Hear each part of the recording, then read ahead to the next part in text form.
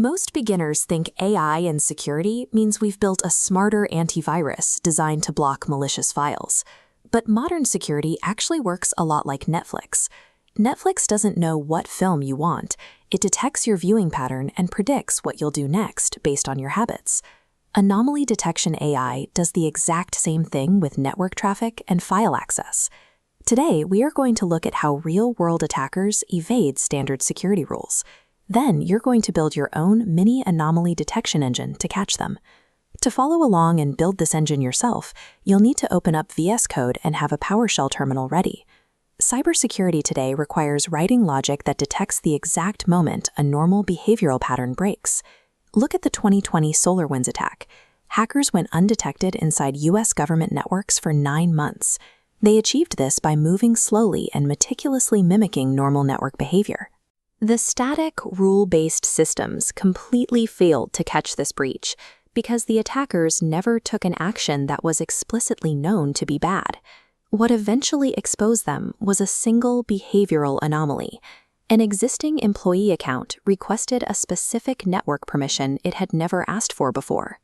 Rules alert for hard-coded actions, like downloading 200 files. AI looks for baseline deviations, alerting if 8 are downloaded when normal is 3.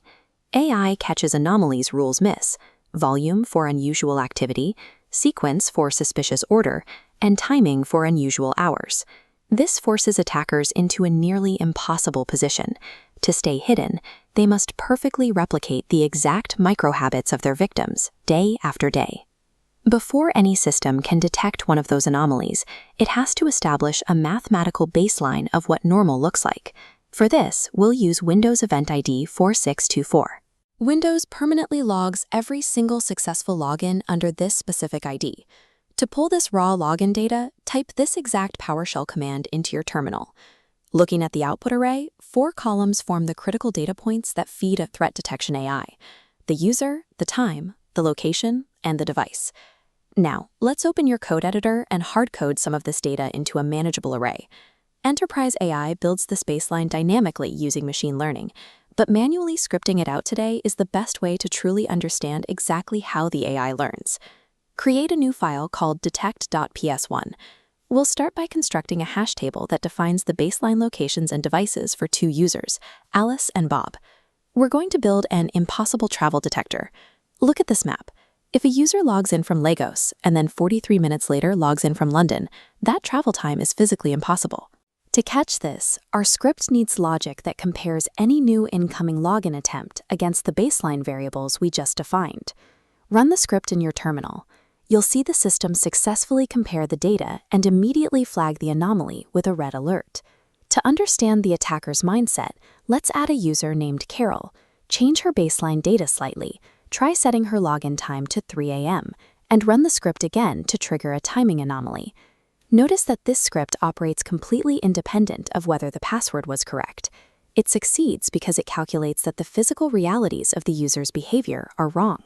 If you got that alert to fire, you have successfully built the core logic of a behavioral detection engine.